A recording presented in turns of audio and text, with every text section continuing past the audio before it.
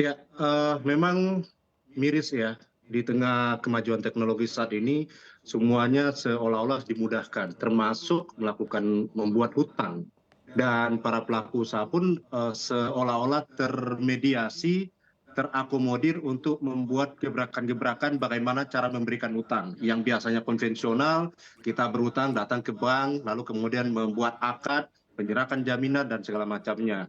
Sekarang ini di tengah situasi kemajuan teknologi yang semakin meningkat dan semakin maju, cara berhutang ini semakin meningkat juga. Hmm. Sehingga ketika kita membuka gadget kita, kita sudah langsung ditawari tawaran-tawaran hutang, pinjaman yang bersifat instan ya, bersifat instan sehingga memudahkan bagi siapapun yang menemukan iklan tersebut bisa mengajukan berutang dengan hanya berbekal dengan gadget saja, lalu kemudian dibuat foto diri berikut dengan KTP-nya, lalu kemudian utang itu, pinjaman itu direalisasi oleh pinjol. Nah, ini yang membuat persoalan di mana mudahnya membuat utang ini mengakibatkan eh, terjadinya persoalan di lapangan ketika si nasabah ini gagal bayar, mengalami gagal bayar. Sementara mereka juga tidak tahu apakah ketika mereka mendapatkan pinjaman itu, bagaimana cara merealisasi pembayaran pengembalian utang itu. Karena mereka juga tidak teredukasi Hmm. apakah utang yang diterima itu hanya dibayar pokoknya saja, atau berikut juga dengan bunganya, lalu kemudian bagaimana dengan keterlambatannya. Kalau saya lihat dengan bank konvensional biasa, ketika terjadi gagal bayar, bank itu kan sudah ada ketentuan berapa bunga yang harus dibayar. Lalu kemudian dendanya juga sudah diatur di dalam perjanjian kredit. Tetapi lewat online ini, melalui pinjol ini, tidak terinformasikan berapa bunga yang harus dibayar sebenarnya. Ya, Lalu kemudian baik. berapa denda kalau terjadi keterlambatan bayar. Itu menjadi persoalan. Lalu terjadilah gagal bayar. Jadi semakin accessible Begitu, malah Pak. semakin rawan ya Pak ya terhadap hutang dan juga gagal bayar. Apalagi memang edukasi belum mumpuni. Nah sekarang pertanyaan berikutnya adalah kita ketahui Pak Rinto tak jarang ada masyarakat kita yang terjerat utang di pinjol ilegal. Tetapi tak sedikit juga yang menghadapi situasi gagal bayar di pinjol legal atau berizin dan diawasi sebenarnya oleh OJK. Nah lantas apabila ada seseorang yang tidak kunjung membayar hutang atau mewan prestasi dan bahkan terbukti mencoba kabur gitu ya karena gagal bayar, let's say pindah tempat tinggal, tidak bisa dihubungi. Apakah orang tersebut bisa dilaporkan dan menjadi buron serta dituntut secara pidana atau justru hanya bisa diajukan eksekusi harta benda? Ini konteksnya nih gagal bayarnya tuh dipinjol ya Pak Rinto, di pay later yang juga dikelola bank. Bagaimana sebenarnya tindakan hukumnya?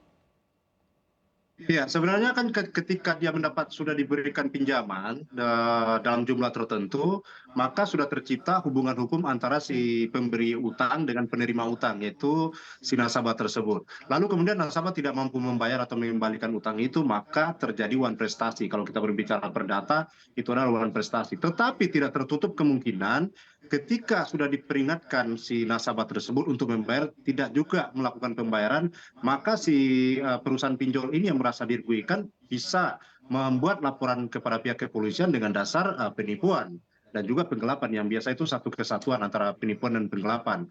Jadi itu adalah hak yang terbit dari ketentuan aturan perundang-undangan kepada perusahaan pinjol untuk memperkarakan si nasabahnya yang tidak beritikat baik. Lalu kemudian sebenarnya seperti yang saya sampaikan tadi, bahwa pinjam meminjam ini adalah masuk ke dalam ranah perdata, di mana seharusnya ada perjanjian yang dibuat oleh si pinjol ini kepada nasabah. Namun walaupun di dalam praktiknya si nasabah tidak pernah, bahkan jarang diberikan perjanjian tersebut, tetapi tidak menghilangkan hak bagi perusahaan pinjol untuk memperkarakan, membawa si nasabah ini ke meja ke pengadilan, yaitu lewat gugatan perdata terjadinya, Baik. baik itu terjadinya wan prestasi yang dilakukan oleh si nasabah. Demikian, Mbak. Baik Pak Rinto, nah kedepannya juga bagaimana sebenarnya hukum memandang fenomena gagal bayar yang dilakukan oleh individu versus gagal bayar atau wan prestasi perusahaan kepada lembaga jasa keuangan serta memposisikannya sebagai subjek hukum. Dan selanjutnya apakah juga memungkinkan gitu ya pelaku gagal bayar bisa dilayangkan gugatan perdata dan pidana sekaligus utamanya jika melakukan kekerasan sengaja dan tidak sengaja kepada pihak debt collector atau petugas penagih pinjol saat diminta melunasi utang yang sudah menunggak, Pak Rinto.